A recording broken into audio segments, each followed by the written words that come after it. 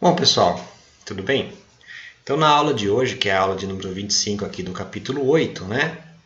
A gente vai estudar alguns casos de difração usando o que a gente viu a dedução na aula passada, que é a integral de difração de Fresnel-Kirchhoff. Especificamente na aula de hoje, a gente vai conversar sobre a difração de Fraunhofer. Bom, então, didaticamente, tá bom? São divididos aqui, a difração é dividida em dois casos gerais, tá bom? A difração de Fraunhofer e a difração de Fresnel, onde cada uma, na verdade, foram tipos de difração que foram estudadas por esses dois pesquisadores. No caso da difração de Fraunhofer, estou tentando ilustrar ela nessa ideia aqui. A gente tem a nossa fenda, né, que é onde vai acontecer a difração. A nossa fonte está muito longe, nossa fonte luminosa está muito longe da nossa fenda, assim como o nosso ponto P, onde eu quero estudar a difração, também está muito longe da nossa fenda. Dessa forma, fazendo isso, a gente pode considerar que as ondas, tanto a onda incidente na minha fenda, tá bom? No meu elemento difrativo, quanto a onda que sai do meu elemento difrativo, são ondas praticamente que podem ser consideradas ondas planas, tá bom? Então, as distâncias aqui, R1 da fonte até a fenda e R2 do ponto de observação até a fenda são muito grandes, de tal forma que o raio da curvatura da frente de onda pode ser completamente desprezado. Você pode imaginar que é uma onda plana. Já no caso da difração de Fresnel, a situação é tal que o ponto de observação ele é próximo bastante da minha fenda para que eu tenha que levar em conta a curvatura da frente de onda, ou seja, eu não posso considerar simplesmente como sendo uma onda plana. Lembrando que ainda aqui, né, para poder usar a integral de difração de Fresnel-Kirchhoff, R1 e R2 tem que ser grandes, tá bom? Só que não está lá no infinito, né? Então não posso, ainda é longe, né? Lembra que a gente, quando fizemos a dedução, a gente dizia que esses R1 e R2 eram muito maiores do que os comprimentos de onda. Então você ainda não está pertinho da fenda, você está longe da fenda, mas não tão longe que a curvatura da frente de onda possa ser desprezada. Então, na aula de hoje a gente vai dar uma focalizada na difração de Fraunhofer e como utilizar a integral de difração de Fresnel-Kirchhoff, que é essa que está sendo mostrada aqui, que a gente deduziu na aula passada, tá bom? No final da aula passada, para o caso da difração de Fraunhofer. Então, lembrando, né, a nossa fenda, aqui eu tenho a minha fonte, aqui é essa distância R1, aqui o meu ponto de observação e a distância R2. Então, no final das contas, né, então, quem que é o R1? É a distância da fonte até o elemento de área dA da minha fenda. Quem que é o R2? É a distância do meu ponto de observação até o elemento de área dA da minha fenda. E tanto R1 quanto R2, R1 e R2 aqui, eles têm que ser muito grandes no caso da difração de Fraunhofer.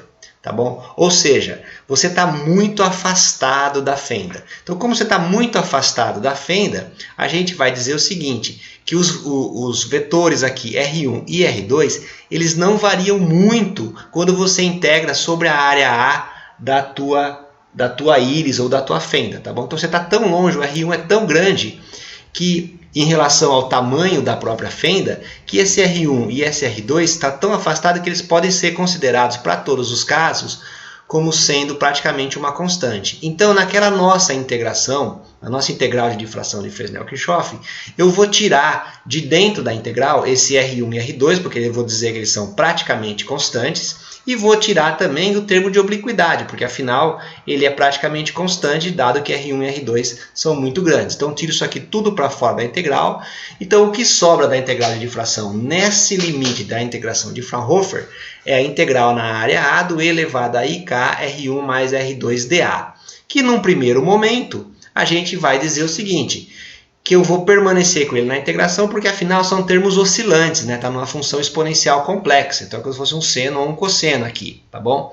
Então, como isso oscila, em princípio, você deve deixar aqui na tua integral de difração. Então, no caso do limite de Fraunhofer, a tua perturbação ótica, né? O teu campo aqui, o de P, essa coisa tudo aqui, ó, inteirinha, tudo que está aqui fora é uma constante, que eu vou chamar de C, né, em homenagem a mim mesmo, Kleber. Então, eu vou botar aqui uma constante C, isso aqui é tudo uma constante. Só tem que resolver essa integral aqui, desse elemento que é elevado a i KR1 mais R2dA. Então, simplifica bastante o que se vai fazer no caso da difração de Fraunhofer. Então, fica um sistema um pouco mais simples de se resolver, tá bom? Então, isso aqui é o P é igual a uma constante integral na área de elevado a i KR1 mais R2dA, no caso mais geral, tá bom? Vamos ver agora algumas aplicações disso para os casos mais específicos, que isso aqui pode simplificar até um pouco mais. Então vamos fazer um caso bem típico, né, que é a tal da fenda retangular aqui. Então a fenda de comprimento L e largura B, onde L é muito maior do que B. Olhando aqui de lado a minha fenda, então olhando de frente aqui, né, aqui é Y, aqui é X, olhando de lado, então eu tenho aqui a minha fenda. Aqui o meu ponto P de observação, vou pegar um elemento de área dA aqui da minha fenda A. Então isso aqui é R2, da minha fonte até o meu mesmo elemento de área aqui é R1. E eu vou colocar um vetorzinho aqui, ó, R0, para me ajudar a fazer a conta, tá bom? Esse vetor R0 ele vai do meu ponto P até o centro aqui do meu sistema de coordenadas, ou até o centro da minha fenda que eu boto no sistema de coordenadas. Aqui é o meu R0, e esse ângulo, então, aqui, ó, do Z até o R0 eu vou chamar de θ. Vou desenhar aqui do lado para vocês verem, tá bom? Isso aqui é R0. Esse aqui é R2, que vai até na minha fenda, e a altura, então, aqui do meu elemento de integração, do meu dA, eu vou chamar de Y, tá bom? Então, você pode ver aqui, né, que esse R2, ele é igual a R0 mais um ΔR, né, que é igual a Y seno θ, quando esse R2 é grande. Então, R2 é igual a R0 mais ΔR, onde ΔR é Y seno θ. Então, eu posso escrever o meu R2 como sendo R0 mais Y seno θ. Então, Y vai ser a minha nova variável de integração. É claro, por quê? Porque quem que é o meu dA? O meu elemento de área da minha fenda? O meu elemento de área é L vezes dy, tá bom? Então, cada posição dy aqui vai estar associado, cada posição y está associada a um elemento de área dA, que é L dy, que está vinculado aqui então ao R2 por essa expressão, que é R0, que é R2, que é R0 mais Y seno θ. Então, vou usar isso agora esse dA e esse R2 é igual a R0 mais Y seno θ na nossa expressão da integral de fração no limite de Fraunhofer, tá bom? Então é isso, então eu vou pegar aqui, só voltar um minutinho aqui, eu vou pegar e vou substituir o dA por L dy e vou substituir esse R2 por R0 mais Y seno de θ, muito bem? Aí, olha só, ao fazer isso eu coloco tudo na nossa integração e a gente vai fazer agora uma outra consideração para facilitar o nosso problema.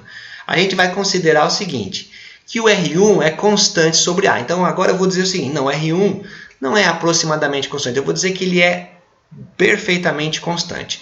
Isso daí é uma condição, né? A gente diz o seguinte, que a fonte ela ilumina uniformemente toda a fenda, tá bom? Então, ao dizer que o R1 é constante sobre A, eu digo que a iluminação da minha fenda é uniforme, tá bom? Então, a fonte é perfeitamente uniforme em A. Então, ao fazer isso, eu posso tirar o elevado a i KR1 de dentro da minha integral também. Então, vai ficar C, o L que vem do L dy, do meu elemento de área dA. Então, vai ser a integração em dy, que vai de menos b sobre 2 até b sobre 2, do e elevado a i k R0 mais y seno θ, que nada mais é do que o R2. Voltando rapidamente aqui, ó, a minha integração ela vai de menos em y, né, vai de menos b sobre 2 até mais b sobre 2. É isso aqui. Portanto, essa coisa, aí eu ainda consigo tirar esse k R0 para fora da minha integral, porque afinal R0 é uma constante, né, não depende de y. Então, vai dar isso daqui. Isso aqui é uma nova constante, que eu vou chamar aqui de C'. Então, dá uma integral simples, de menos b sobre 2 até b sobre 2, de elevado a i ky seno θ dy. Então, fica uma integral relativamente fácil de fazer.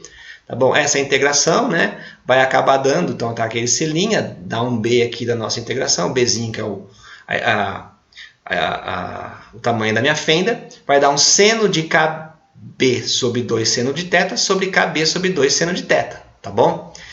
Em geral, denomina-se esse kb sobre 2 seno θ, que aparece aqui no meu argumento, de beta. Então, isso daqui nada mais é do que C'(b) seno de beta sobre beta, ou seja, uma função seno de x sobre x, que é a famosa função sinc de x.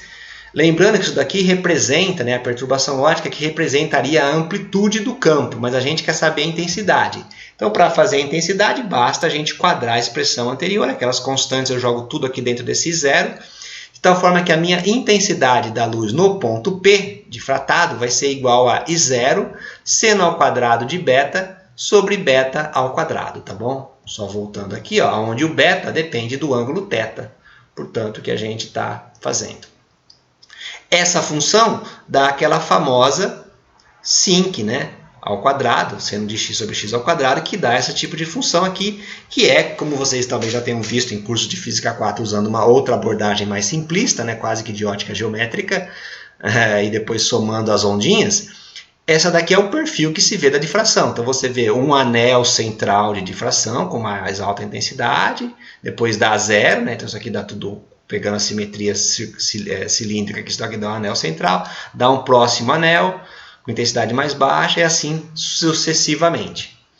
Então, o máximo central da minha difração está em beta igual a zero, e os mínimos eles vão dando aqui em múltiplos inteiros de π. Então, dá um múltiplo, dá um mínimo, né, dá um zero de difração aqui, ó, em π, 2π, 3π e assim por diante. E para achar os máximos menores, você tem que fazer o di de beta igual a zero, tá bom? Vai dar uma equaçãozinha simples aqui.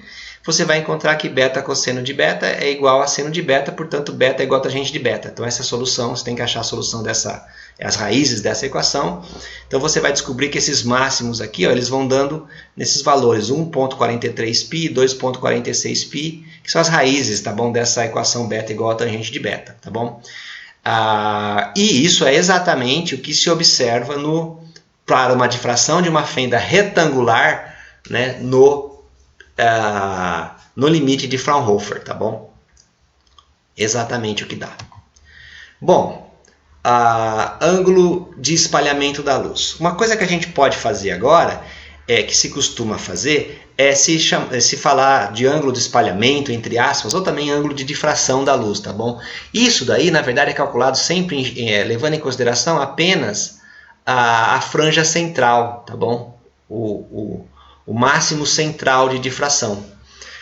E aí você chama de ângulo de espalhamento esse ângulo aqui, ó, que contém o máximo central. Você ignora os outros máximos. Diz assim, ó, a maior parte da luz ela está espalhada, ela está difratada nessa região angular aqui que eu estou chamando de φ, né?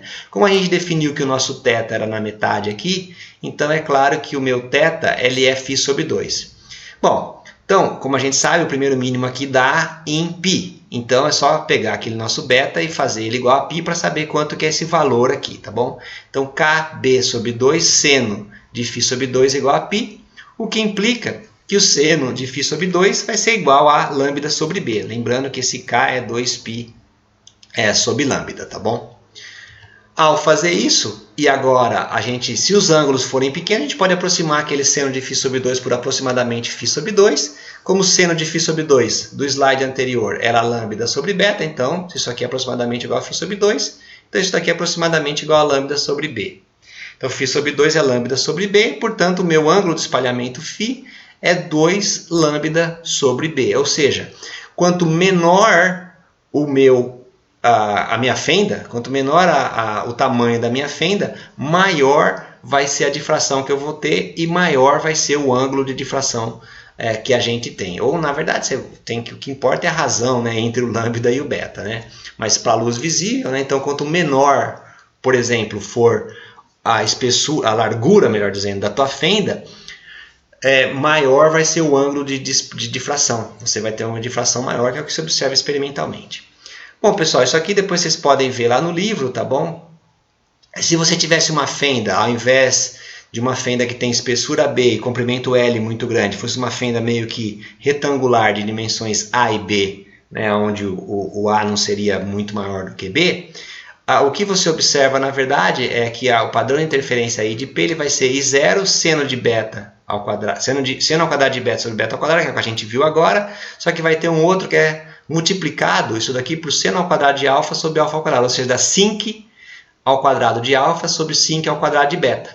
Tá bom? Onde esse beta é o que a gente definiu, e esse alfa é um Ka, onde A é esse tamanho aqui, sobre 2, seno de gama, onde gama é o ângulo no outro eixo, tá bom? No eixo X, por exemplo. Tá bom? Então isso aqui está resolvido lá no livro para vocês darem uma olhada como é que faz, mas é basicamente a mesma coisa que a gente fez agora, até agora, fez nessa aula aqui, só considerando agora a minha fenda como sendo o meu elemento de área dA como sendo um dx dy, tá bom? Bom, pessoal, então isso que eu queria falar para vocês aqui para mostrar que a integral de difração, embora seja uma integral bastante complicada, para a maioria dos casos práticos, né, onde você em geral está bem afastado da fenda, aqueles fatores de obliquidade eles podem ser completamente desprezados, né, então eles saem para fora da integral e vira só uma constante.